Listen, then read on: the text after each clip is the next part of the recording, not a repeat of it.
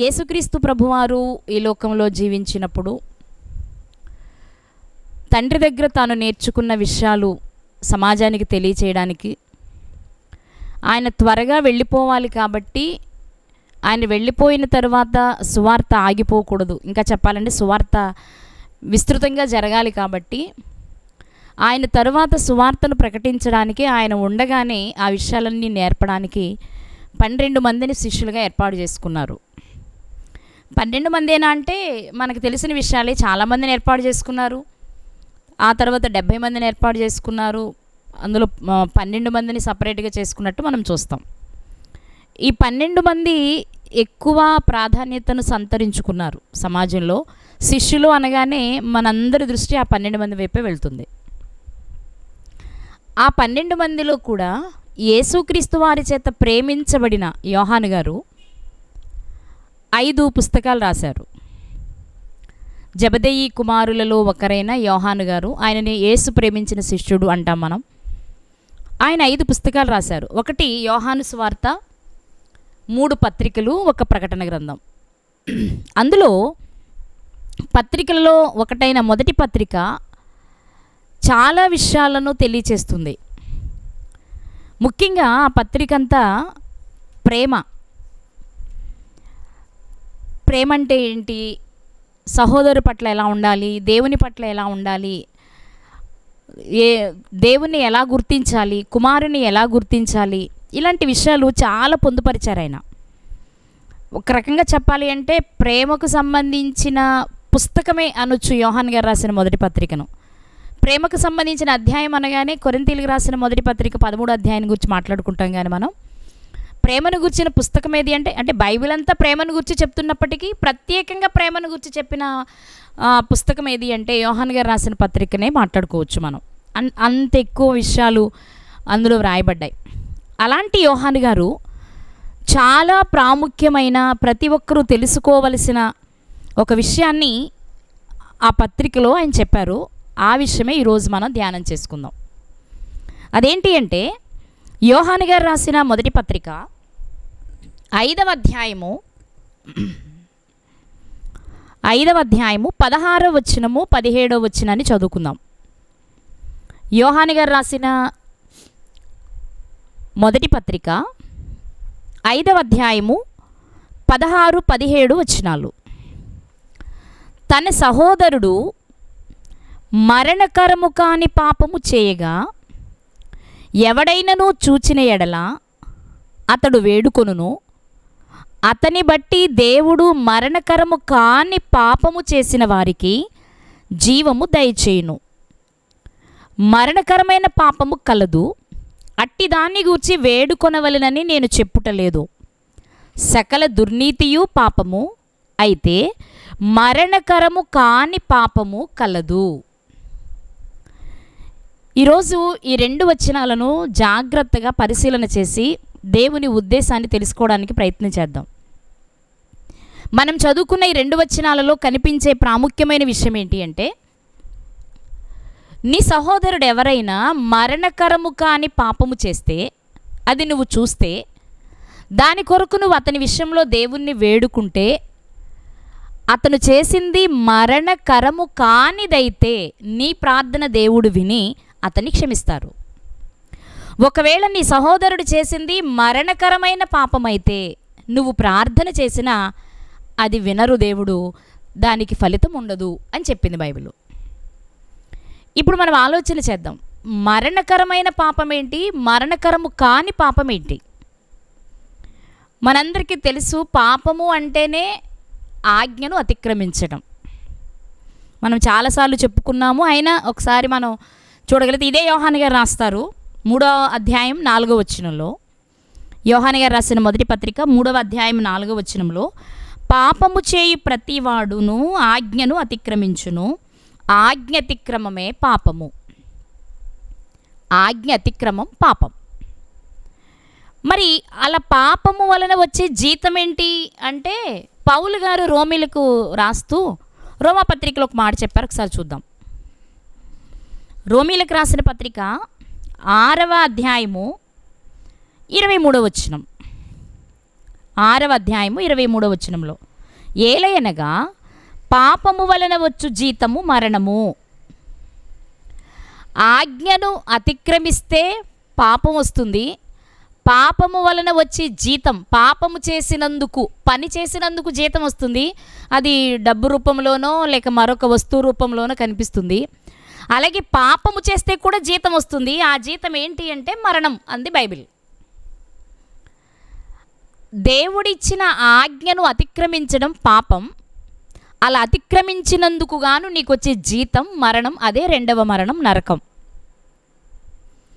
అలాగే మరొక మాట మనం చూడగలిగినట్లయితే యాకోబు గారు రాసిన పత్రిక 1వ అధ్యాయము 15వ వచనం. యాకోబు గారు రాసిన పత్రిక 1వ అధ్యాయము 15వ వచనం. దురాశ గర్భమును ధరించి పాపమును కనగా పాపము పరిపక్వమై మరణమును కనును. ఇక్కడ మనకు కనిపించేది ఏంటి అంటే దురాశ గర్భం ధరిస్తే, ఆశ ఉండడం తప్పు కాదు, ఆశ పడడం తప్పు కాదు. కానీ ఆ ఆశ కాస్త దురాశగా మారితే, ఆ దురాశ గర్భాన్ని ధరిస్తే, గర్భంగా దాని దురాశను మనం ధరిస్తే, గర్భము ధరించిన వారంతా కనక తప్పదు. ఒకవేళ అలా కనవలసి వస్తే దురాశను గర్భంగా ధరించిన వారు కనేది దేన్ని అంటే పాపాన్ని. ఆజ్ఞతిక్రమం పాపం, దురాశ గర్భమును ధరించి కనేది పాపం. అందుకే రోమపత్రిక 5:12 మనం చదువుకుంటాం. ఇట్లుండగా ఒక మనుష్యుని ద్వారా పాపమును, పాపము ద్వారా మరణమును లోకంలోనికి వచ్చాయి. ఎలా వచ్చాయంటే అదే రోమపత్రికలో చెప్పే మాట, ఒకని అవిధేయత వలన లోకంలోనికి పాపం వచ్చింది.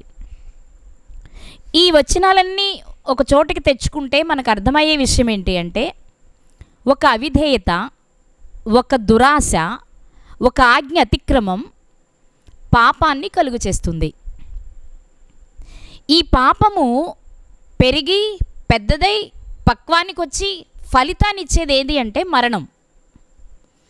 అంటే రెండవ మరణానికి మనం గురి అవుతున్నాము అంటే మొదట మనం పాపము చేసిన వారిగా, ఆ పాపాన్ని గర్భాన ధరించిన వారిగా మనం కనబడుతున్నాం.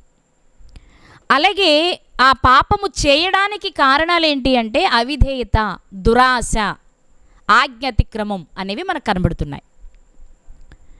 ఇప్పుడు మనం ఆలోచన చేస్తే దురాశను గర్భాన ధరించిన, ఆజ్ఞను అతిక్రమించిన, అవిధేయులుగా జీవించిన పాపం అనేది వచ్చేస్తున్నప్పుడు, ఆ పాపం వలన వచ్చే జీతం మరణమైనప్పుడు, ఇందులో మళ్ళా మరణకరమైన పాపము, మరణకరము కాని పాపం ఏంటి? ఏదైనా పాపమే కదా, దేని ఫలితమైన మరణమే కదా. మరి యోహాను గారు మరణకరమైన పాపము, మరణకరము కాని పాపము రెండు ఉన్నాయి అంటున్నారు కదా. మళ్ళొకసారి ఆ మాట చదువుకుందాం. అంటే ఈరోజు మన అంశం అంతా దాని మీదే నడుస్తుంది కాబట్టి ఆ వచనాన్ని మరొకసారి చదువుకుందాం. యోహాను గారు రాసిన మొదటి పత్రిక 5వ అధ్యాయము 16వ వచనంలో 4వ లైన్ చదువుతున్నా. మరణకరమైన పాపము కలదు. అదే 17వ వచనంలో 2వ భాగం చదువుతున్నా. మరణకరము కాని పాపము కలదు. అంటే మరణకరమైన పాపము, మరణకరము కాని పాపం అంటే అసలు అర్థం ఏంటి అంటే మామూలుగా మనం త్వరగా చెప్పడానికి వీలయ్యేది ఏంటంటే ఒక పాపం మరణాన్ని కలిగిస్తుంది, ఒక పాపం మరణము నుండి తప్పిస్తుంది. అదేంటి పాపము మరణకరము కాకుండా అంటే మరణానికి వెళ్లకుండా చేసే పాపాలు కూడా ఉన్నాయా? పాపం అంటేనే ఫలితం మరణం అన్నప్పుడు మరలా మరణకరమైన పాపము, మరణకరము కాని పాపం ఏంటి? పాపం అంటే పాపమే కదా. దేవుడిచ్చిన ఆజ్ఞను మీరితే చేసేది పాపమే కదా. అలా వచ్చేదానిని పాపమే కదా అంది బైబిల్. మళ్ళా అందులో మరణకరమైనది, మరణకరము కానిది అని రెండు భాగాలేంటి? ఎందుకు ఇలా రాయబడింది? ఎందుకు దేవుడు ఇలా రాయించారు? దీని వెనుకున్న ఆంతర్యం ఏంటి? ఏది మరణకరమైన పాపము, ఏది మరణకరము కాని పాపము అనేది ఒకసారి మనం ఆలోచన చేస్తే, ఇదే యోహాను గారు రాసిన మొదటి పత్రిక 5వ అధ్యాయము 16వ వచనంలో ఒక మాట ముందు లైన్లు చదివితే మనకు కొంత అర్థమవుతుంది. తన సహోదరుడు అంటే ఎవరైనా కావచ్చు, నీ సహోదరుడు మరణకరము కాని పాపము చేయగా, పాపమే చేశాడు కానీ అది మరణకరమైనది కాదు. ఎలా కాదు? పాపం చేసిన వారంతా మరణానికే వెళ్తారని బైబిల్ చెప్తున్నప్పుడు, అదే కదా మనం చదువుకున్న రోమా 6:23లో, మళ్ళీ మరణకరమైన పాపము చేయనప్పుడు లేక మరణకరము కాని పాపము చేసినప్పుడు అంటే ఇక్కడ మనం ఆలోచించవలసిన విషయం ఏంటంటే, ఎవడైనా అతడు ఆ పని చేస్తుండగా చూచి అతడు దేవుణ్ణి వేడుకుంటే, అతడు వేడుకున్న విధానాన్ని బట్టి దేవుడు అతనిని ఆ మరణము నుండి తప్పిస్తాడట. అంటే ఇక్కడ విషయం ఏంటంటే, మరణకరము కాని పాపం అంటే ఆ వ్యక్తి పాపమే చేస్తున్నాడు, కానీ అతడు చేసిన పాపమును బట్టి అతడు పశ్చాత్తాపపడితే, అతడు దేవుని సన్నిధిలో ప్రాధేయపడితే, దేవుని సన్నిధిలో వేడుకుంటే, అతని పశ్చాత్తాపాన్ని చూసి దేవుడు క్షమించడానికి వీలుంది. క్షమాపణ పొందడానికి వీలున్న పాపమును మరణకరము కాని పాపము అన్నారు. క్షమాపణ పొందడానికి అవకాశమే లేని పాపాన్ని, అంటే అది అతనికై అతను వేడుకున్నా, అతని కొరకు ఎదుటి సహోదరుడు వేడుకున్నా కూడా క్షమించడానికి అవకాశము లేని పాపమును మరణకరమైన పాపము అన్నారు. అందుకే యోహాను గారు అంటున్నారు, మరణకరమైన పాపము కలదు, అట్టిదాన్ని గూర్చి వేడుకొనవలెనని నేను చెప్పుటలేదు. మరి దేని కొరకు వేడుకోమంటున్నారు? మరణకరము కాని పాపం ఎవరైనా చేస్తే అది నువ్వు చూస్తే అతడు క్షమాపణ పొందుకొని మరణము నుండి తప్పించుట కొరకు నువ్వు ప్రార్థన చెయ్యి. అతడు క్షమాపణ అడిగే మనసును బట్టి అతని కొరకు నువ్వు చేసే ప్రార్థన విన్న దేవుడు అతనికి మరలా జీవాన్ని ఇస్తారు, అంటే రెండవ మరణము నుండి తప్పిస్తారు. అయితే రెండవ మరణము నుండి అతను తప్పించుకోవాలి అంటే మరణకరము కాని పాపం చెయ్యాలి. అని చేయమని కాదు, ఒకవేళ చేస్తే దాని నుండి రావడానికి వీలుంటుంది అంటుంది వాక్యం.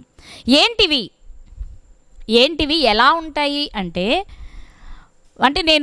నేను పరిశీలించిన దానిని 2-3 భాగాలుగా చేసుకొని మీకు చెప్పడానికి ఇష్టపడుతున్నా. ఏంటిది అంటే, మరణకరము కాని పాపము ఏది అంటే, ఒక మనిషి తోటి మనిషి విషయంలో చేసే పొరపాట్లు, తప్పులు లేక పాపాలు. ఉదాహరణకు మనకి ధర్మశాస్త్రంలో దేవునికి సంబంధించినవి కాకుండా తోటి మనుషులకు సంబంధించి కొన్ని ఆజ్ఞలు ఇచ్చారు దేవుడు. నరహత్య చేయొద్దు, వ్యభిచరించొద్దు, అబద్ధ సాక్ష్యం పలుకవద్దు నీ సహోదరుని విషయంలో, దొంగిలవద్దు, నీ పొరుగువానిది ఏది ఆశించవద్దు అని చెప్పారు. ఈ విషయాలు మనం ఆలోచిస్తే అర్థమయ్యేది ఏంటి అంటే, ఇవన్నీ మనము మన సహోదరుల విషయంలో చేసే తప్పులు లేక పాపాలు. దొంగతనం అంటే నీది నువ్వు తీసుకుంటే దొంగతనం కాదు, ఈ ఎదుటివాడిది దొంగిలిస్తే దొంగతనం. హత్య అంటే నీకు నువ్వు చేసుకునేది హత్య కాదు, ఎదుటివారిని చేసేది హత్య. ఎదుటివారిని నువ్వు ప్రేమించలేక చేసే పొరపాట్లు ఉన్నాయే, అవి నువ్వు చేసేసిన, నేను చేసింది తప్పు అని నీకు అనిపించి నువ్వు పశ్చాత్తాపపడితే క్షమాపణ పొందడానికి అవకాశం ఉంది. దీనిని మరణకరము కాని పాపము అంటారు. అంటే ఒక మనిషి సాటి మనిషి విషయంలో చేసే పొరపాటులు లేక పాపాన్ని ఒకవేళ ఆవేశంలోనో ఆలోచన లేకో దేవుని భయం లేకో ముందు చేసేసినప్పటికీ ఎవరైనా చూసి నువ్వు చేసింది తప్పు కదా, ఎందుకు అలా నీ సహోదరుడి విషయంలో చేసావు, నువ్వు చేసింది చాలా తప్పు అని ఎవరైనా చెప్తే కాస్త ఆలోచించి, ఓకే నేను చేసింది తప్ప, అయితే నన్ను క్షమించు ప్రభువా, నేను ఇక మీదట ఇలా చేయకుండా ఉండేలా చెయ్యి అని ఒకవేళ అతను పశ్చాత్తాప పడగలిగితే, అతను పశ్చాత్తాపపడ్డట్టు చూసి ఎవరైనా ప్రభు అతడు చేసిన తప్పుని గురించి నీ సన్నిధిలో ఒప్పుకుంటున్నారు కదా, దయచేసి క్షమించు అని మనం అడగడానికి అవకాశం ఉంటే, అంటే ఆ వ్యక్తి పశ్చాత్తాపపడాలి, ఎదుటి వ్యక్తి అతని గురించి ప్రార్థన చేయగలిగితే దేవుడు విని క్షమించగలిగేది ఏది అంటే ఒక వ్యక్తి తన సహోదరుడి విషయంలో చేసే పాపం. అది చెప్పా, మోసం, ఆశ, అత్యాశ లేక ఇలాంటివి, నరహత్య, అబద్ధ సాక్ష్యము, వ్యభిచారము, జారత్వము, ఇలాంటివి ఎదుటి మనుషుల విషయంలో మనం చేస్తాము. ఒకవేళ చేసేసినా నువ్వు చేసింది తప్పు అని మనకు తెలిపితే, అది నిజమే అని మనం గ్రహించి పశ్చాత్తాపపడితే దానిలో నుంచి బయటకు రావడానికి అవకాశం ఉంది. దీనిని మరణకరము కాని పాపము అంది బైబిల్. ఇక ఇంకా ఆలోచన చేస్తే మనిషి ఎదుటివారి విషయంలోనే కాదు, కొన్ని సందర్భాలలో దేవుని విషయంలో కూడా పొరపాటు చేస్తూ ఉంటాడు. దేవుని విషయంలో ఎలా చేస్తాడు అంటే, దేవుడు చేయొద్దు అని చెప్తే తెలియక చేసేస్తూ ఉంటాడు పొరపాటున. అలాంటప్పుడు తెలుసుకుని పశ్చాత్తాపపడితే క్షమాపణ పొందడానికి వీలుంటుంది.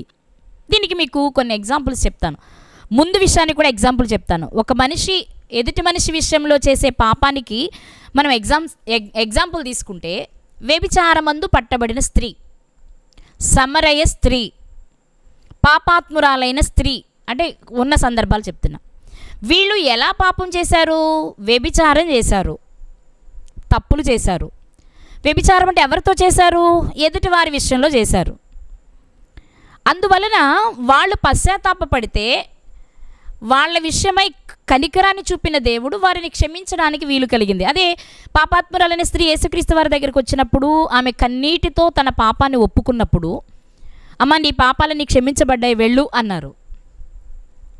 అంటే అది ఆమె చేసింది వ్యభిచారం రైటా అంటే కాదు, కానీ క్షమాపణ పొందడానికి అర్హత కలిగినదే.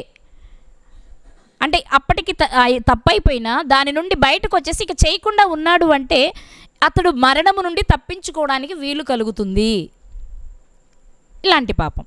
కానీ కొన్ని సందర్భాలలో సాటి మనిషి విషయంలో కాదు, దేవుని విషయంలో కూడా కొన్ని సందర్భాలు మనం పొరపాటు చేస్తూ ఉంటాం. దేవుడు ఒక ఆజ్ఞ ఇస్తే అలా చేయమని చెప్తే మీరతాం, లేకపోతే దేవుని ఆలోచనలను అధిగమించి మన సొంత నిర్ణయాలు తీసుకుంటాం. అలాంటప్పుడు కూడా కొన్ని సందర్భాలలో క్షమాపణకు వీలుంటుంది. దేవుని విషయమే అయినప్పటికీ మనం పశ్చాత్తాపపడితే క్షమాపణ పొందడానికి వీలుంటుంది. ఇది కూడా మరణకరము కాని పాపంలోనికే వస్తుంది. దీనికి ఎగ్జాంపుల్ ఏంటి అని ఆలోచన చేస్తే, ఇశ్రాయేలు ప్రజలను నాయకులను అడ్డం పెట్టుకుని దేవుడే వారికి ప్రధాన నాయకునిగా ఉంటూ నడిపించారు. కొంత దూరం ప్రయాణం చేసిన తర్వాత ఇశ్రాయేలు ప్రజలు కనానులోకి చేరారు. యెహోషువ గారి పీరియడ్ అయిపోయింది, న్యాయాధిపతుల పీరియడ్ అయిపోయింది. దేవుడే వారికి రాజుగా ఉండి వారిని నడిపిస్తూ ఉంటే, సమూయేలు గారి పిల్లలు చేసిన పొరపాటును చూసి నాహాషు వారి మీదకి యుద్ధానికి రావడం చూసి భయపడినటువంటి ఇశ్రాయేలీలు ఏం చేశారంటే, బాబు మా చుట్టుప్రక్కల ఉన్నటువంటి మిగిలిన జాతుల వాళ్ళకున్న రాజులు ఉన్నట్లుగా మాకు కూడా ఒక రాజు కావాలి. వాస్తవానికి వాళ్ళు దేవుణ్ణి తృణీకరించాలనేది వాళ్ళ ఉద్దేశం కాదు. అంటే దేవుడే వారికి రాజుగా ఉన్నారని, ఆయనని మేము తృణీకరిస్తున్నామని ముందు వాళ్ళకి తెలియదు. వాళ్ళు ఎదురుగా ఉన్న ఎదోమీలను చూస్తున్నారు, లేదా అమాలేకీలు మిగిలిన జాతుల వాళ్ళని చూశారు. ఎందుకంటే వాళ్ళని పూర్తిగా వాళ్ళు ధ్వంసం చేయలే, అక్కడక్కడ కొంతమందిని మిగిల్చారు, శేషం మిగిలిపోయింది. వాళ్ళని చూసినప్పుడు ముఖ్యంగా ఎదోమీలకు మొదటి నుండి రాజులు ఉండడం చూసిన వాళ్ళు, ఎదురు రాజు అమ్మోనీల రాజు అయిన నాహాష్ యుద్ధానికి రాగానే వీళ్ళకి భయం వేసి, మనకంటూ ఒక నాయకుడు లేడు కదా, మనకంటూ ఒక రాజు లేడు కదా, మన రాజు ఉంటే నాహాష్ మీదకి అలాగే యుద్ధానికి వెళ్ళేవాడు కదా, కాబట్టి మనకి ఒక రాజు ఉంటే బాగుండు అనుకుని మాకు రాజు కావాలి అంతే అని గట్టిగా మాట్లాడేశారు. అప్పుడు మీకు తెలిసింది, ఇవన్నీ ఈ మధ్య కూడా విన్నాం మనం. సమూయేలు గారు చాలా బాధపడ్డారు, ఏడ్చారు, ఎందుకు మీరు ఇలా ప్రవర్తిస్తున్నారు అని. అప్పుడు దేవుడే కలుగు చేసుకుని, నువ్వెందుకయ్యా ఏడుస్తావు సమూయేలు, వాళ్ళు వద్దనుకుంటుంది నిన్ను కాదు నన్ను, కానీ సరే వాళ్ళు అడిగారు కాబట్టి వాళ్ళు కోరుకున్నట్లుగా వాళ్ళకి రాజునిద్దాం. వాళ్ళు రాజు కావాలని అడిగారు కానీ పలానా వ్యక్తి రాజు కావాలని అడగలేదు కదా, కాబట్టి వాళ్ళకి ఎవరిని రాజుగా చేయాలో అది నేనే సెలెక్ట్ చేసి ఇస్తాను, వాళ్ళు అడిగారు కాబట్టి ఇద్దాంలే అనుకున్నారు. ఈ విషయం మనం ఒకసారి లేఖనాల్లోనికి వెళ్ళి చూడగలిగినట్లయితే మనకు ఒక విషయం అర్థమవుతుంది. సమూయేలు మొదటి గ్రంథము 12వ అధ్యాయము 12వ వచనం. సమూయేలు మొదటి గ్రంథము 12వ అధ్యాయము 12వ వచనం. అయితే అమ్మోనీల రాజైన నాహాషు మీ మీదికి వచ్చుట మీరు చూడగానే, ఆయన కాదు ఒక రాజు మిమ్ముని ఏలవలెనని మీరు నాతో చెప్పితిరి, కాబట్టి మీరు కోరి ఏర్పరచుకొనిన రాజు ఇతడే, యెహోవా ఇతనిని మీ మీద రాజుగా నిర్ణయించి ఉన్నాడు అని సౌలు గారిని పరిచయం చేయడం ఇవి మనకు తెలిసిన విషయాలు.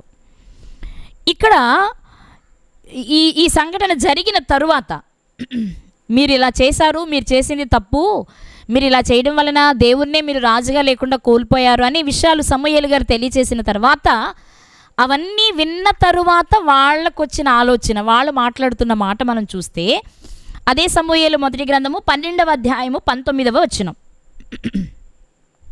12వ అధ్యాయము 19వ వచనం. సమూయేలుతో వారంతా ఇట్లా మాట్లాడుతున్నారు ఇశ్రాయేలు ప్రజలు. ఏమని?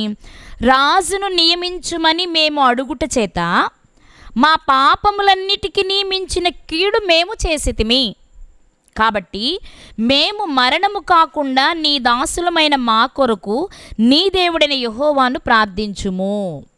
ప్రజలు సమూయేలు గారిని అడుగుతున్నారు, అయ్యో మేము ఎంత పెద్ద పొరపాటు చేశామో మాకు ఇప్పుడు అర్థమైంది. దేవుణ్ణే మేము రాజుగా వద్దని తృణీకరించాము. దీన్ని బట్టి మాకు అర్థమైంది ఏంటి అంటే, మేము ఇప్పటి వరకు చేసిన పాపాలన్నిటిలో కూడా ఇది మరింత కీడుని మరణాన్ని కలిగించే పాపం అని వారికి అర్థమైంది. అర్థమైన వెంటనే వాళ్ళు ఏం చేశారంటే సమూయేలు గారిని రిక్వెస్ట్ చేస్తున్నారు, దయచేసి మా కొరకు మా తరపున నీవు ప్రార్థన చేయవా, మేము చాలా భయంకరమైన తప్పిదం చేశాము, ఈ విషయంలో మా తప్పు మాకు అర్థమయ్యింది, అలాగే మేము తప్పు చేశామని అర్థం చేసుకుని క్షమాపణ అడుగుతున్నాము, అలాగే మా తరపున నీవు ప్రార్థన చేయవా అని అడిగారు సమూయేలు గారిని. ఇప్పుడు సమూయేలు గారు కూడా తప్పకుండా నేను ప్రార్థన చేస్తాను, కానీ మీరు ముందు ఆయనను వేడుకోండి, ఇక మీదట ఆయన ఆజ్ఞల ప్రకారం మీరు బ్రతికితే మీరు ఏర్పాటు చేయబడిన జనాంగం కాబట్టి దేవుడు కరుణించి మీ పాపాన్ని క్షమిస్తారు అని సమూయేలు గారు సమాధానం ఇచ్చారు. ఇక్కడ నేను ఏం చెప్పాలనుకుంటున్నాను అంటే, కొన్ని సందర్భాలలో దేవుని మనస్సును తెలుసుకోలేక మనం ఏదైనా పొరపాటు చేస్తే అది అర్థమైన తర్వాత క్షమాపణ అడిగితే తప్పకుండా దేవుడు క్షమిస్తారు. ఆయన క్షమించారు అంటేనే అది మరణకరము కాని పాపము, అది మనం అర్థం చేసుకోవాలి. సాటి మనిషి విషయంలో చేసినప్పుడు క్షమాపణ పొందగలిగాము అంటే అది మరణకరమైనది కాదు అని అర్థం. అలాని పాపాన్ని చేయమని కాదు, పాపం చేస్తే మరణం ఉండదని కాదు. నువ్వు చేసిన పాపమేదో నీవు గుర్తించి క్షమాపణ అడగగలిగితే, పశ్చాత్తాపపడగలిగితేనే నువ్వు ఆ మరణంలో నుంచి బయటకు వస్తావు. అప్పుడు మాత్రమే అది మరణకరము కాని పాపంగా పరిగణించబడుతుంది. నువ్వు క్షమాపణ పొందకుండా, పశ్చాత్తాపపడకుండా, విడిచిపెట్టే ప్రయత్నం చేయకుండా ఉంటే, నువ్వు అందులోనే ఉంటే అది చిన్న పాపాలైనా, ఎదుటివారి విషయంలో చేసేవే అయినా, అవి నువ్వు క్షమాపణ అడగకపోతే నువ్వు మరణానికి వెళ్తావు. మళ్ళీ ఈ విషయాన్ని మీరు మిస్ అవ్వద్దు. అవి చిన్నవే అయినా, సాటి మనిషి విషయంలో చేసేవే అయినా, దేవుని విషయంలోనైనా తెలియక చేసినవే అయినా, క్షమాపణ పొందకపోతే, పశ్చాత్తాపపడకపోతే మాత్రం మళ్ళీ మరణానికే వెళ్తాం. ఇక్కడ విషయం ఏంటి అంటే, అవి చిన్నవయ్యి నువ్వు అడగడానికి అవకాశం ఉండి అడిగితే అందులో నుంచి బయటకు రాగలిగితేనే నువ్వు మరణం నుండి తప్పించుకుంటావు. కాబట్టి మరణకరము కాని పాపములు ఏంటి అంటే, ఎదుటి మనిషి విషయంలో చేసేది ఒకటి. 2, దేవుని విషయంలో కూడా తెలియక, అర్థం కాక చేసే పొరపాట్లు ఉన్నా అది క్షమించమని అడగొచ్చు. అలాంటి విషయము చేసిన వారు అడగడమే కాదు, వాటి విషయంలో మనలాంటి వారు చేసినా కూడా దేవుడు వినడానికి అవకాశం ఉంది. అందుకే ఇక్కడ సమూయేలు గారు ప్రార్థన నేను చేస్తాను, ప్రార్థన చెయ్యకపోతే నేను పాపం చేసిన వాడిని అవుతాను అన్నారు ఆయన. నేను తప్పకుండా మీ కొరకు ప్రార్థన చేస్తా, కానీ నేను ప్రార్థన చేసే ముందు మీరు పశ్చాత్తాపపడడం ఉండాలి, మీరు వేడుకోవాలి దేవుణ్ణి అనే విషయాన్ని ఆయన తెలియచేశారు. కాబట్టి ఇక్కడ విషయం ఏంటంటే, క్షమాపణ పొందడానికి అవకాశం ఉన్న పాపము మనం చేసినప్పుడు ఆ పశ్చాత్తాపంతో కూడిన క్షమాపణ మనం దేవుని అడిగితే ఆయన క్షమిస్తారు. ఇన్ ద సేమ్ టైం ఆ విషయమై ఎదుటివారు చేసే ప్రార్థన కూడా దేవుడు విని క్షమించడానికి వీలు కలుగుతుంది. మనం యోహాను పత్రికలో చదువుకున్నట్లుగా, నీ సహోదరుడు మరణకరము కాని పాపము చేసినప్పుడు అది నీవు చూసి దేవుణ్ణి వేడుకుంటే దేవుడు అతన్ని క్షమిస్తారు అని, దేవుడు అతనికి జీవమును దయచేస్తారు అనే మాట మనం చదువుకున్నాం 5:16లో. ఇక్కడ మనకు అదే కనిపిస్తుంది. ఇక్కడ కనిపించే ముందు మీరు ఆలోచించవలసిన మరొక విషయం ఏంటో తెలుసా? తోటి మనుషులకి లేక సాటి వారికి మనం అన్యాయం చేస్తే, లేక వాళ్ళ విషయంలో మనం ఏదైనా తప్పు చేస్తే మనం పశ్చాత్తాపపడితే క్షమిస్తాం. అదే మనం ఇంత పాపాత్మురాలిని స్త్రీ విషయంలో మనం మాట్లాడుకున్నాం. యేసుక్రీస్తు వారి దగ్గరకు వెళ్ళింది, ఆమె పాదాల దగ్గర కూర్చుంది, పాదాల దగ్గరకు వెళ్ళింది, కన్నీళ్లతో పాదాలను కడిగింది, ముద్దు పెట్టుకుంటుంది. అంటే ఆమె చేసిన తప్పునంతటిని ఒప్పుకుంటుంది. వెంటనే యేసుక్రీస్తు వారు క్షమించేశారు, వెళ్ళిపోమన్నారు. అక్కడేంటి, ఆమెలో కలిగిన పశ్చాత్తాపాన్ని చూడడంతో పాటు ఆయన క్షమించే అధికారం ఉంది కాబట్టి క్షమించారు. రెండవది, తప్పకుండా యేసుక్రీస్తు వారు తండ్రిని వేడుకుని ఉంటారు, ఈమె మనసు నిజంగా పశ్చాత్తాపంతో ఉంది నాన్న, కాబట్టి దయచేసి ఈమె పాపాలను క్షమించు. ఆయన క్షమించారు. అవసరమైతే క్షమించమని అడగగలిగే పాపమే ఆమె చేసేది కాబట్టి ఆయన వేడుకొని ఉంటారు. ఈ రెండు విషయాలు మనం గమనించాలి. ఇక మూడో విషయం ఏంటి అంటే, తండ్రి అయిన దేవుని విషయంలో తెలియక పొరపాటు చేస్తే క్షమించబడటమే కాదు, కుమారుడైన క్రీస్తు విషయంలో కూడా తెలియక ఏదైనా పొరపాటు చేస్తే, అర్థం చేసుకోలేక మనం అపార్థం చేసుకున్నా క్షమాపణ పొందడానికి వీలుంది. మనం ఈరోజు ఆలోచిస్తుంది ఏంటి అంటే, మరణకరము కాని పాపము, మరణకరమైన పాపము. వీటిలో మరణకరము కాని పాపము ఏంటి అంటే, క్షమాపణ పొందడానికి వీలు కలిగిన పాపము. పాపం అంటే పాపమే, ఆజ్ఞను అతిక్రమించడమే. కానీ ఆ తప్పు తెలుసుకుని పశ్చాత్తాపపడితే బయటికి రావడానికి వీలుంది. అది మనుషుల విషయంలో చేసేదైనా, తండ్రి అయిన దేవుని విషయంలో చేసేదైనా. అలాగే మూడవదిగా, కుమారుడైన క్రీస్తు విషయంలో చేసింది తప్పు అని అర్థమై పశ్చాత్తాపపడితే క్షమాపణ పొందడానికి వీలుంది. అందుకు కూడా ఒక చక్కని ఉదాహరణ మనం మాట్లాడుకుందాం. యేసుక్రీస్తు ప్రభువారు ఈ లోకానికి వచ్చింది మరణించడానికే, మనకు తెలుసు.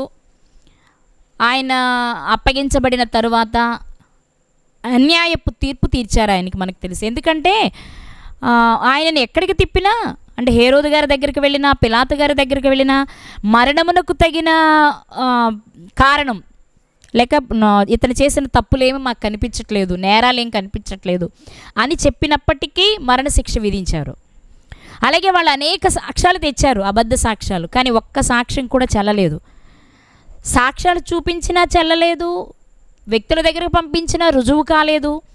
అయినప్పటికీ ఆయనకి మరణశిక్ష విధించారు. అది అన్యాయం అని మనందరికీ తెలిసిన విషయమే. అయితే అంత అన్యాయంగా యేసుక్రీస్తు ప్రభు వారికి సిలువ వేస్తే, వారు వేసేది అన్యాయంగా అని తెలిసినా కూడా యేసుక్రీస్తు వారు మాత్రం వారి కొరకు ప్రార్థన చేశారు. ఇంతకీ వాళ్ళు తెలిసి చేశారా, తెలియక చేశారా? సిలువ వేయడము అనేది తెలిసి చేశారా, తెలియక చేశారా అనే మాట ఒకసారి మనం చూడగలిగితే, అపోస్తుల కార్యములు 3వ అధ్యాయము 17వ వచనం. అపోస్తుల కార్యములు 3వ అధ్యాయము 17వ వచనం. పేతురు గారు, అంటే పెంతెకోస్తు పండుగ దినమున పరిశుద్ధాత్మను పొందుకున్న తర్వాత ఆ పేతురు గారు ప్రసంగం చేయడం, 3000 మంది బాప్తిస్మం తీసుకోవడం అయిపోయిన తర్వాత, పుట్టినది మొదలుకొని కుంటివాడైన ఒక వ్యక్తిని దేవాలయం దగ్గర బాగు చేస్తున్న సందర్భంలో ఆ సన్నివేశాన్ని చూసి చాలామంది వ్యతిరేకంగా ఉన్నప్పుడు వాళ్ళతో ఈయన మాట్లాడుతున్న విషయాలు పేతురు గారు. ఆ మాటల్లో ఆయన చెప్పిన ప్రముఖమైన మాట ఏంటి అంటే, 17వ వచనాన్ని చదువుతాను, లేకపోతే 15 నుండి చదువుతాను, మీరు చూడండి ఒకసారి. మీరు జీవాధిపతిని చంపితిరి, కానీ దేవుడు ఆయనను మృతులలో నుండి లేపెను. ఇక్కడ జీవాధిపతి అంటే క్రీస్తు, దేవుడు అంటే తండ్రి. అందుకు మేము సాక్షులము. అపోస్తులంతా సాక్షులు, తెలిసిందే కదా మనకి. ఆయన నామమందని విశ్వాసమూలముగా ఆయన నామమే మీరు చూచి ఎరిగియున్న వీనిని బలపరిచెను. అంటే అక్కడ కుంటివాన్ని బాగు చేసిన సందర్భం కాబట్టి, ఆయన వలన కలిగిన విశ్వాసమే మీ అందరి ఎదుట వీనికి ఈ సంపూర్ణ స్వస్థత కలుగచేసెను అని చెప్తూ, సహోదరులారా, మీరును మీ అధికారులను తెలియక చేసిరని నాకు తెలియను. ఇంతకీ ఆ రోజు యేసుక్రీస్తు వారిని సిలువ వేసినప్పుడు వారంతా తెలిసే చేస్తున్నారా, తెలియక చేస్తున్నారా అంటే తెలియకే.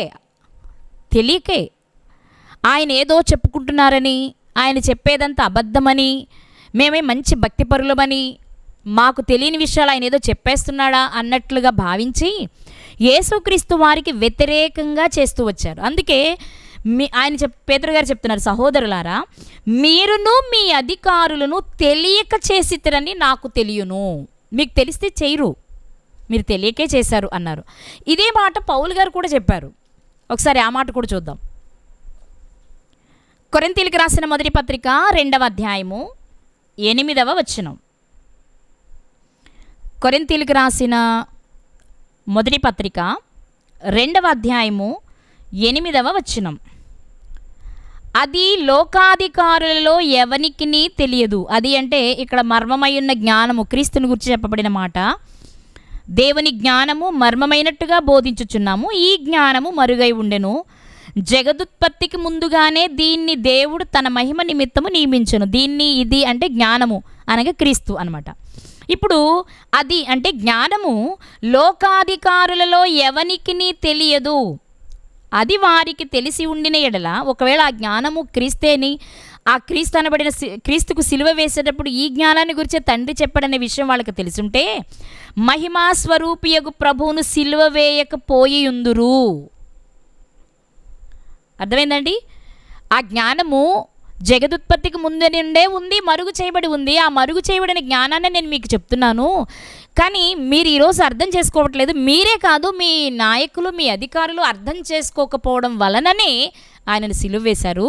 వారు అర్థం చేసుకుని ఉంటే సిలువ వేసేవాళ్ళు కాదు అన్నారు పౌలు గారు. పేతురు గారు అక్కడ ఏది చెప్పారో పౌలు గారు ఇక్కడ అదే చెప్తున్నారు. అంటే ఆ రోజుల్లో లేక ఆనాడు యేసుక్రీస్తు వారిని సిలువ వేసిన రోజు వాళ్ళు యేసుక్రీస్తు వారిని తండ్రి అయిన దేవుడు పంపలేదని, ఆయన తనకు తాను హెచ్చించుకుంటున్నారని, తనేదో గొప్పవాడిని నిరూపించుకోవడానికి ప్రయత్నం చేస్తున్నారని భావించారే తప్ప ఆ భ్రమలో ఉండి ఆయన శిక్ష విధించారు వాళ్ళంతా. అందుకే పేతురు గారు చెప్పిన మాట, మీరు తెలియక, మీరైనా మీ అధికారులైనా తెలియకే సిలువ వేశారు అని. నిజంగా వాళ్ళు చెప్పడమే కాదు, ఈ మాట సాక్షాత్తు యేసుక్రీస్తు వారే చెప్పారు కదా. అదే సిలువలో పలికిన మొదటి మాట, తండ్రి వీరేమి చేయుచున్నారో వీరెరుగరు గనుక వీరిని క్షమించు. నిజంగా తెలియదు నాయన, వాళ్ళు ఏదో అనుకుంటున్నారు, వాళ్ళకి తెలిసిన దానినే దృష్టిలో పెట్టుకుని వీళ్ళు చేస్తున్నారు, కానీ నిజంగా నన్ను అర్థం చేసుకుంటే వీళ్ళు ఇలా చేయరు, కాబట్టి క్షమించు అని ప్రార్థన చేశారు. నేను 7 మాటల వివరణలో ఆల్రెడీ మీకు చెప్పాను. ఏమని అంటే, అది క్రీస్తుకు విరోధంగా పలుకుతున్న మాట కాబట్టి క్షమాపణకు అర్హత కలిగింది. యేసుక్రీస్తు వారికి విరోధంగా చేస్తున్న పని వాళ్ళది, యేసుక్రీస్తు వారికి విరోధంగా చేస్తున్న పని అయినప్పటికీ వారి క్షమాపణ పొందడానికి కారణం ఏంటి అంటే, వారు తెలియక వారికి తెలిసిందే నిజమనుకోని బట్టి క్షమాపణ పొందగలిగారు. అవునా అంటే అవును. పౌలు గారు కూడా చెప్పుకున్న మాట అదే. పౌలు గారు కూడా తనని గురించి తాను పరిచయం చేసుకుంటున్నప్పుడు, నేను దూషకుడను, హింసకుడను, హానికరుడను, నేను ఆనాడు తెలియక ఎరుగక చేశాను కాబట్టి క్షమించబడ్డాను అని చెప్పారు. కాబట్టి తెలియక చేస్తే క్షమాపణ పొందడానికి అవకాశం ఉంది. దీనినే మరణకరము కాని పాపము అన్నారు. ఇప్పుడు యేసుక్రీస్తు వారి విషయంలో ఆనాటి ప్రజలు తెలియక సిలువ వేస్తే యేసుక్రీస్తు వారు వారి కొరకు ప్రార్థన చేశారు. చేసినప్పుడు ఆ ప్రార్థనకు ఫలితంగా వారు క్షమాపణ పొందుకున్నారు. తండ్రి వీరేమి చేయుచున్నారో వీరు ఎరుగరు గనుక వీరిని క్షమించు అని యేసుక్రీస్తు వారు చేసిన ప్రార్థన నెరవేరింది. ఎప్పుడు అనుకుంటున్నారు? పెంతుకోస్తు పండుగ దినమున పేతురు గారి ప్రసంగాన్ని విన్న తర్వాత ప్రజల గుండెల్లో కలిగిన ఆ నొప్పి ఒకసారి మీరు చూస్తే అపోస్తుల కార్యములు 2వ అధ్యాయము 37-38 వచనాలు. అపోస్తుల కార్యములు 2వ అధ్యాయము 37వ వచనాన్ని ముందు చదువుకుందాం. వారు ఈ మాట విని, ఏ మాట? మీరు సిలువ వేసిన ఈ యేసునే దేవుడు ప్రభువుగాను క్రీస్తుగాను నియమించాడు. మన ప్రభువు మీరు సిలువ వేసి చంపిన ఆయనే, మన క్రీస్తు, మన అభిషక్తుడు మీరు సిలువ వేసిన ఆయనే. కానీ మీరు అది తెలియక, ఆయనే ప్రభు అని తెలియక మీరు సిలువ వేసి చంపేశారు. కానీ ఆయనను తండ్రి మృతులలో నుండి లేపి మనకు ప్రభువుగా నియమించాడు. ఈరోజు ప్రభువుగా నియమించబడిన ఆయనను నీవు ప్రభువుగా అంగీకరించాలి, నీ రాజుగా అంగీకరించాలి. నీకు రాజుగా ఉండుటకే అభిషేకించి పంపబడిన వాడు అభిషక్తుడు కాబట్టి క్రీస్తు అయ్యారు ఆయన. కాబట్టి మీరు ఈ విషయాలు రూఢిగా తెలుసుకోవాలి అని పేతురు గారు ఎప్పుడైతే ప్రసంగం చేశారో ఇప్పుడు వారి హృదయంలో నొచ్చుకుంటున్నారు. ఏమని? ఈ మాట విని హృదయంలో నొచ్చుకొని, అంటే పొడవబడి, సహోదరులారా, అంటే పేతురు మిగిలిన శిష్యులతో మాట్లాడుతున్నమాట, సహోదరులారా, మరి ఇప్పుడు మేము ఏం చెయ్యం? మేము తప్పు చేసాం, పొరపాటు చేసాం, ఇప్పుడు మేము ఏం చేయాలి? మాకు రాజు కావాలి అని దేవునికి వ్యతిరేకంగా మాట్లాడిన ఇశ్రాయేలు ప్రజలు, అయ్యో మేము చాలా పెద్ద తప్పు చేసాం, మరి మేము ఇప్పుడు ఏం చెయ్యాలి? మేము ప్రార్థన చేస్తాం, నీవు మా కొరకు ప్రార్థన చెయ్యి అని అడిగారు ఆనాడు. ఇప్పుడు ఇక్కడేం జరుగుతుంది? యేసుక్రీస్తే వీళ్ళకి రాజు, కానీ రాజుగా వీరు అక్కడ తండ్రి అయిన దేవుని రాజుగా ఒప్పుకోలేదు ఆనాటి ప్రజలు. ఇక్కడ యేసుక్రీస్తుని తమ రాజుగా అంగీకరించలేకపోయారు ఈనాటి ప్రజలు. కానీ వాళ్ళు చేసింది తప్పు అని అర్థమవగానే ఇప్పుడు పేతురు గారిని అడుగుతున్నారు, వాళ్ళు సమూయేలు గారిని అడిగినట్లుగా, మరి ఇప్పుడు మేము ఏం చేయాలి? మా పాపం పోవాలంటే మేమేం చేయాలి? మేము చేసిన పాపానికి పశ్చాత్తాపడుతున్నాం, మేము నిజంగా పశ్చాత్తాపడుతున్నాం, మేము చేసింది తప్పు అని మేము గ్రహించాం, కానీ మా తప్పుని కడుక్కోవడానికి, మా పాపాన్ని కడుక్కోవడానికి మేము ఏం చేయాలో చెప్పరా అని అడిగారు. అప్పుడు పేతురు గారు చెప్తున్నారు, మీరు మారు మనసు పొంది పాప క్షమాపణ నిమిత్తం ప్రతి వాడు యేసుక్రీస్తు నామంలో బాప్తిస్మం పొందండి. పొందితే మా పాపం పోతుందా? తప్పకుండా పోతుంది. ఎందుకంటే తెలియక మీరు చేశారు కదా, అది మనుష్య కుమారుని విషయంలో, క్రీస్తు విషయంలో చేశారు కాబట్టి క్షమాపణకు అవకాశం ఉంది అన్నారు. నిజంగానే క్షమించబడ్డారు. అలా క్షమించబడిన వారే 3000 మంది బాప్తిస్మం తీసుకున్నారు ప్రియులారా. కాబట్టి ఇది కూడా మరణకరము కాని పాపంలోనికే వెళ్తుంది. అంటే వీళ్ళు చేసిన ఈ పాపం వలన మరణానికి వెళ్ళలేదు, వీళ్ళు తప్పించబడ్డారు, బయటపడడానికి అవకాశం కలిగింది. 1 వాళ్ళ పశ్చాత్తాపం, 2 వారికి నాయకులుగా ఉన్నవారు నేర్పించిన బోధ. కాబట్టి మరణకరము కాని పాపము కలదు, మరణకరమైన పాపము కలదు. మరణకరము కాని పాపం ఏది అంటే సహోదరుల విషయంలో చేసిన, తండ్రి అయిన దేవుని విషయంలో తెలియక చేసిన, కుమారుడైన క్రీస్తు విషయంలో తెలియక చేసిన, అవి మరణకరము కాని పాపాలు.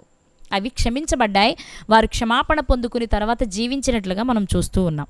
అందుకే ఇశ్రాయేలు ప్రజలు చేసిన పొరపాట్లను మనం గమనిస్తే ఆ పొరపాటుని, రాజుగా ఎంచుకున్న పొరపాటుని దేవుడు ప్రధాన కారణంగా చూపించలేదు.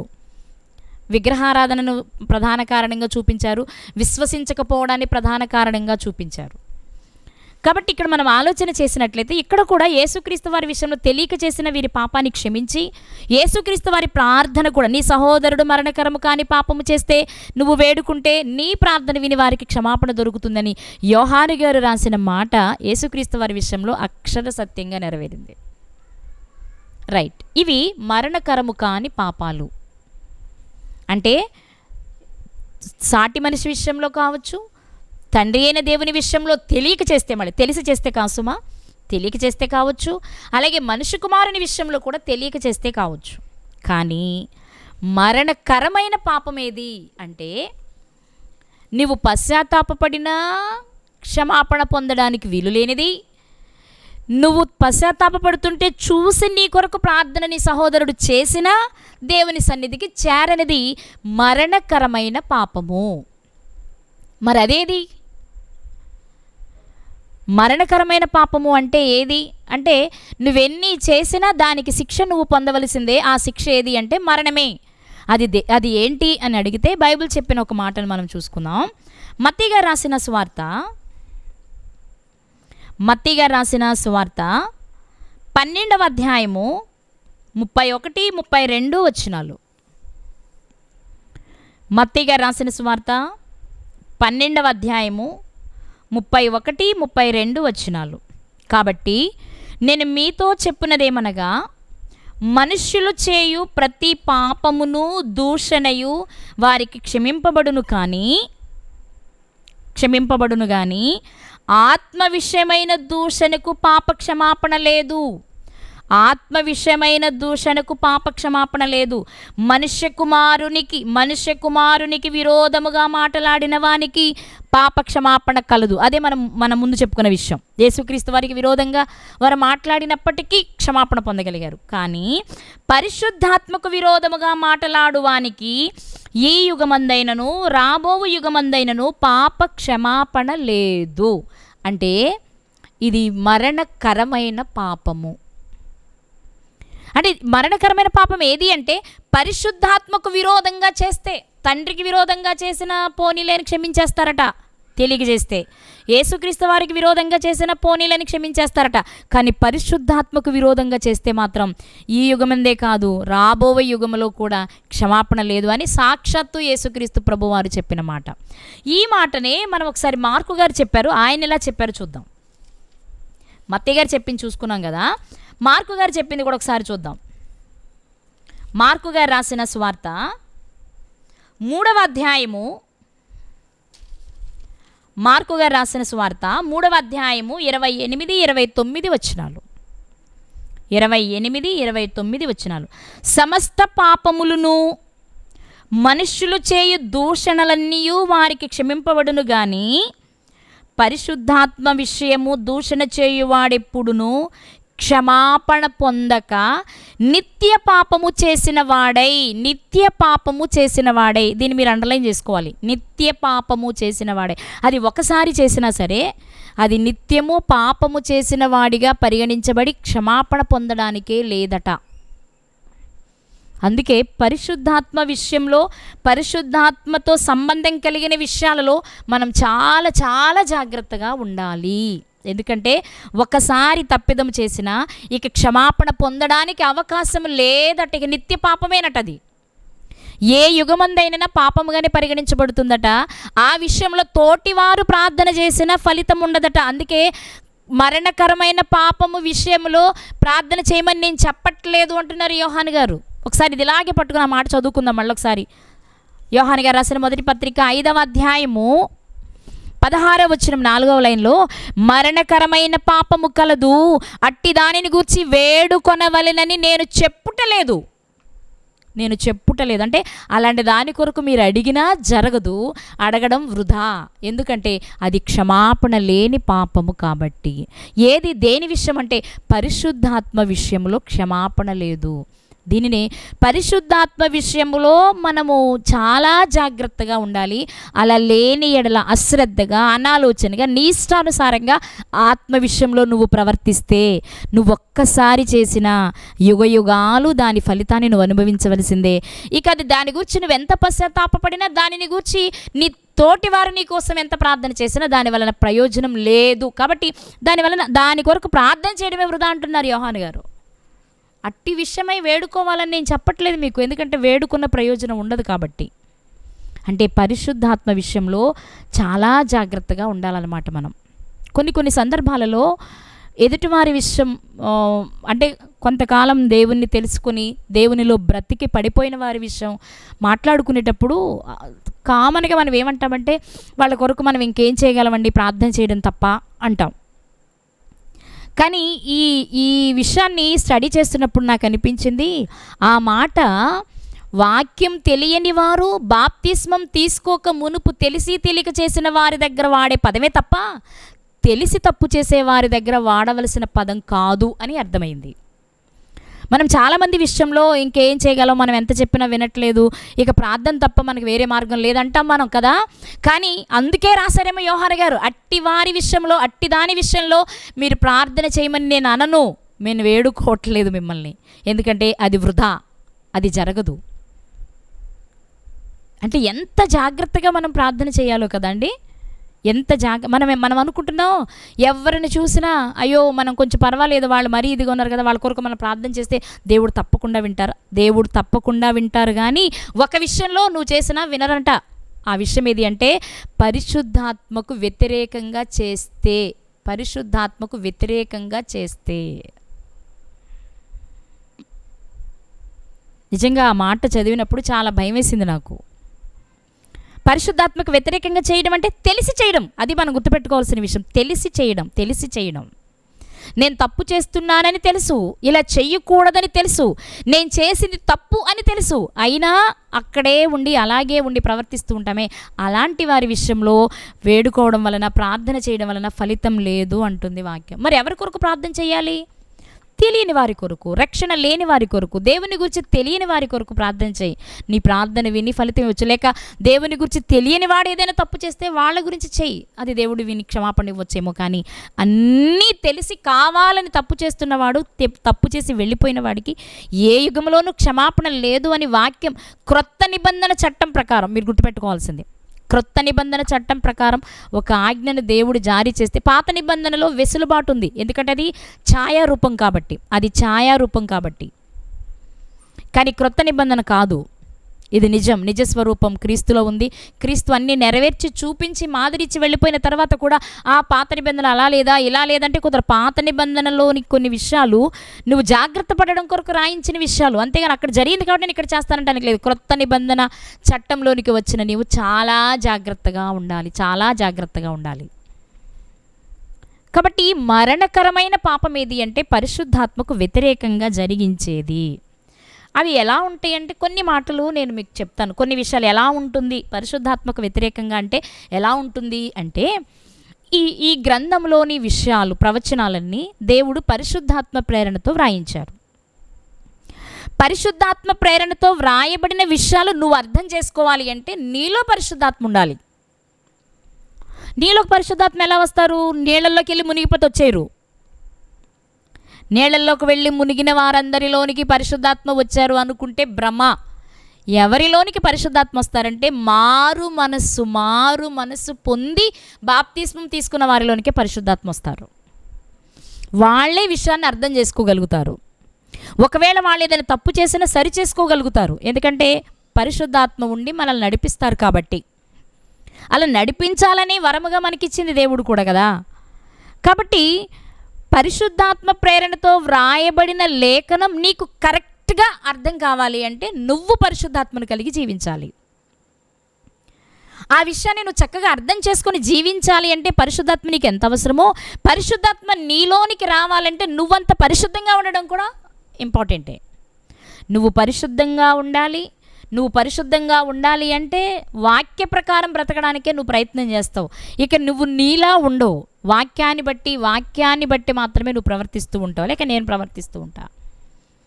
కాబట్టి ఇప్పుడు మరణకరమైన పాపం ఏది అంటే పరిశుద్ధాత్మతో సంబంధం కలిగిన విషయాలలో మనం జాగ్రత్తగా ఉండకపోతే మనం మరణానికి వెళ్ళిపోతామంటుంది వాక్యం.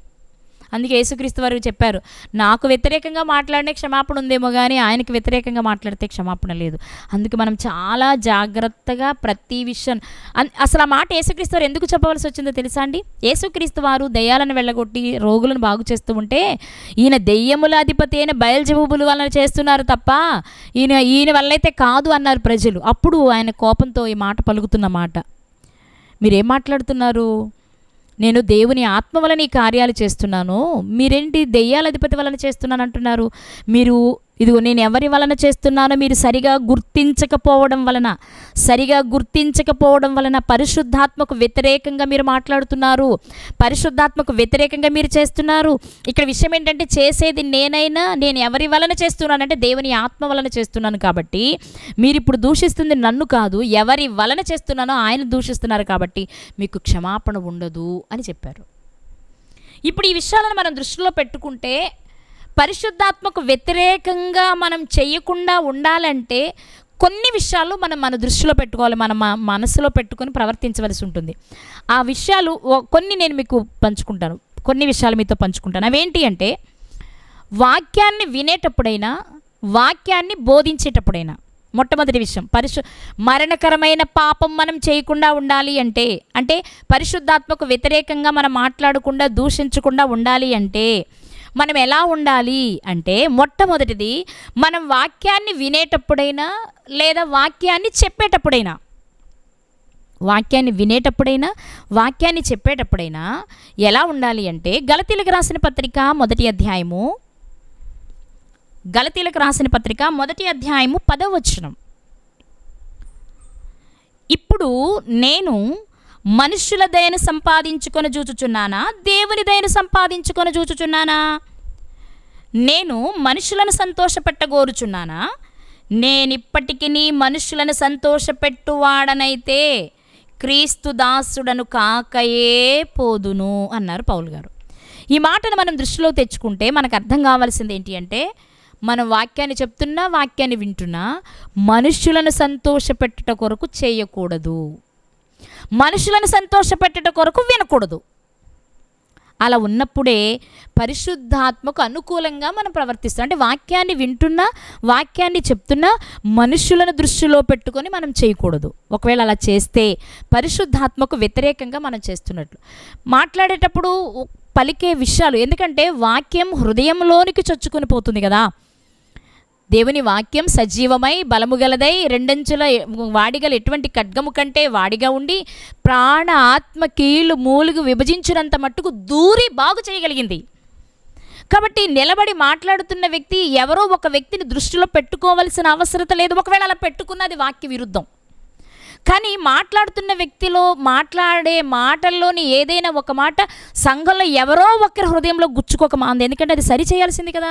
లోపాలున్న వారి దగ్గరికి అది వెళ్తుంది తప్పకుండా. అంతేగాని అది నన్ను దృష్టిలోనే పెట్టుకొని చెప్పారని వినేవాళ్ళు అనుకోకూడదు, ఇతను దృష్టిలో పెట్టుకొని చెప్పాలి అని చెప్పేవాళ్ళు అనుకోకూడదు. ఇలా అనుకుంటే అది వాక్యానికి విరుద్ధం, పరిశుద్ధాత్మకు వ్యతిరేకం, మరణకరమైన పాపంలోనికి వెళ్ళిపోతుంది. అందుకే పౌలు గారు అంటున్నారు, నేను మనుషులను సంతోషపెట్టాలని చేయట్లేదండి. అలా చేయాలనుకుంటే, మనుషుల దయను కోరుకున్నా, మనుషులను సంతోషపెట్టాలనుకుంటే ఇక నేను చేసే పనికి అర్థమే లేదు అన్నారు పౌలు గారు. దీన్ని బట్టి మనమేం అర్థం చేసుకోవాలి అంటే, ఎవరైనా సరే వినే స్థాయిలో ఉన్నా, చెప్పే స్థాయిలో ఉన్నా మనుషులను దృష్టిలో పెట్టుకొని మనం ఏదీ చెయ్యకూడదు. ఒకవేళ అలా చేస్తే మనము మరణకరమైన పాపమును చేసిన వారముగా అయిపోతాము అని వాక్యం చెప్తుంది. అప్పుడు ఎంత బ్రతికి ఇంటి వెనక చచ్చినట్టే ఉంటుంది మన పరిస్థితి. కాబట్టి ఒకవేళ గుచ్చుకుంటుంది మనకి అంటే, ఓకే, ఈ విషయంలో నేను లోపంగా ఉన్నానేమో, అందుకే నన్ను సరిచేయడానికి దేవుడు ఈరోజు నాకు నేర్పించారు. చెప్పిన వ్యక్తి నాకెందుకు, చెప్పబడిన మాట దేవుడు నన్ను ప్రేమించి చెప్పింది అని మనం అనుకోవాలి. అలాగే చెప్పే వ్యక్తి కూడా నిన్ను ఒకవేళ ఆ ఎదుటి వ్యక్తులు ఎప్పుడైనా నిన్ను ఏ విషయంలో నేను బాధ పెట్టినా అది వ్యక్తి బహిరంగంగా ఫేస్ టు ఫేస్ ఆ విషయాన్ని అడుగు. వాక్యంలో పెట్టి చెప్పవలసిన అవసరం లేదు. వాక్యంతో సరిచేయవలసిన పరిస్థితి ఉంటే పరిశుద్ధాత్మ ప్రేరణతో దేవుడే నీ నోట ఆ మాట పలికించి సరిచేస్తాడు. అంతవరకే తప్ప ఆ వ్యక్తి నన్ను తిట్టింది కదా, ఈ వ్యక్తి నన్ను ఇలా అంది కదా, ఆ వ్యక్తి నన్ను ఇలా అన్నాడు కదా, కాబట్టి మామూలుగా చెప్తే నా మాట వినడు కాబట్టి వాక్యంలో పెట్టి చెప్దామని అనుకోకు. అలా చేయడం వలన వాళ్ళకు వచ్చే నష్టం కంటే తీరని నష్టం మనకు కలుగుతుంది. కాబట్టి దేవుడు సెలవిస్తున్న మాట ఏంటో తెలుసా, మనుషులను సంతోషపెట్టాలి అని గనక నువ్వు బోధ చేస్తే, లేక నువ్వు వాక్యాన్ని వింటే, వాళ్ళు పిలిచారు వెళ్ళకపోతే బాగోదేమో, వాళ్ళు పిలిచారు కాబట్టి వాక్యాన్ని వినడానికి వెళదామని రాకు. 4 మాటలు విని నేను ఆత్మీయంగా బలపడాలనుకుని రా. అప్పుడు ఆ మాటల వలన నీకు ప్రయోజనం ఉంటుంది అంటుంది వాక్యం. కాబట్టి పరిశుద్ధాత్మకు వ్యతిరేకంగా చేయకుండా ఉండాలి అంటే మొట్టమొదట మనం చేయవలసింది ఏంటంటే మనుషులను దృష్టిలో పెట్టుకోకూడదు. ఇక రెండవ విషయం ఏంటి అంటే, మనుషులకు అనుకూలమైన బోధకులు కావాలి అనుకునే కాలంలో మనం బ్రతుకుతున్నాం. ఉన్నది ఉన్నట్లు మాట్లాడితే వారికి నచ్చదు. మనుషులు ఎలాంటి వారో పౌలు గారు తిమోతి గారికి, తన ప్రియ కుమారుడైన తిమోతి గారికి లేఖ రాస్తూ చెప్పిన మాట ఒకసారి చూసుకుందామా. తిమోతి గారికి రాసిన 2వ పత్రిక 4వ అధ్యాయము 3వ వచనాన్ని చదువుకుందాం. 3వ వచనం చదువుకుందాం. తిమోతి గారికి రాసిన 2వ పత్రిక 4వ అధ్యాయము 3వ వచనం. ఎందుకనగా జనులు హితబోధను సహింపక దురద చెవులు గలవారై తమ స్వకీయ దురాశలకు అనుకూలమైన బోధకులను తమ కొరకు పోగు చేసుకుంటారు. అలా వాళ్ళు స్వకీయ దురాశలను అనుకూలమైన బోధకులు కావాలి అని వెతుక్కుంటారు. అలాంటి బోధ చేసే బోధకుడుగా నువ్వు ఉండకూడదు. వాళ్ళు ఎలా ఉంటారంటే, వాళ్ళకి ఎంతసేపు ఆశీర్వాదాలు కావాలి, మంచి మాటలు కావాలి, వాళ్ళు ఎలా బ్రతుకుతున్నా దేవుడిని ఆశీర్వదించేస్తాడని చెప్పే బోధకులు కావాలి అనుకునే ప్రజలు 2000 సంవత్సరాల క్రితమే ప్రారంభమయ్యారట. హితబోధ వారికి నచ్చదు, కఠినమైన మాటలు వారికి నచ్చవు, పొడవబడే మాటలు వారికి నచ్చవు, పొడవబడే మాటలకి వారు చెవినివ్వరు. ఎలా ఉంటారు వాళ్ళు అంటే, స్టెఫెను గారి కాలంలో ఉన్నట్లుగా ఉంటారు ప్రజలు, యేసుక్రీస్తు వారి కాలంలో ఉన్నట్లుగా ఉంటారు ప్రజలు, పౌలు గారి కాలంలో, పేతురు గారి కాలంలో ఉన్నట్లుగా ఉంటారు. వాళ్ళకి ఎలాంటి వాళ్ళు కావాలంటే చక్కని కమ్మని మాటలు చెప్పేవాళ్ళు కావాలి. అప్పుడు వాళ్ళు ఏం చేశారు, చాలా చక్కగా మాట్లాడారు. స్టెఫెను గారు మాట్లాడతారు, ముష్కరులారా, హృదయమును చెవులను దేవుని వాక్యానికి లోపరచనొల్లని వారలారా అని మాట్లాడగలిగారండి. అది అలాంటి బోధకులు కావాలి. అలాంటి బోధ చేస్తే పరిశుద్ధాత్మకు వ్యతిరేకంగా మనం చేయలేము. కానీ అలా కాకుండా అంటే దీవెనలు, ఆశీర్వాదాలు, లాభాలు, నువ్వేది చేసినా నువ్వు నూరంతల అభివృద్ధి చెందుతావని చెప్పే బోధకులు కావాలట సమాజానికి. అలాంటి బోధ చేసే స్థితిలో ఒకవేళ నువ్వుంటే, లేక అలాంటి బోధ కావాలని కోరుకునే స్థితిలో నువ్వుంటే పరిశుద్ధాత్మకు వ్యతిరేకంగా పనిచేస్తున్నావు అని వాక్యం చెప్తుంది. అలాంటి బోధకుడుగాను నువ్వు ఉండకూడదు, అలాంటి బోధను కోరుకునే విశ్వాసిగా కూడా నువ్వు ఉండకూడదు. దేవుడు ఏది మాట్లాడిస్తే అది మాట్లాడండి అనగలిగేలా ఉండాలి. ఏది మాట్లాడిస్తే అది వినగలిగేలా ఉండాలి, దానిని చేయగలిగేలా ఉండాలి. అప్పుడే మనము పరిశుద్ధాత్మకు వ్యతిరేకంగా పని చేయము అని చెప్తుంది బైబిల్. అలాగే మరొక విషయం ఏంటి అంటే, కలిపి చెరిపెడి బోధ చేస్తూ ఉంటారు ప్రజలు.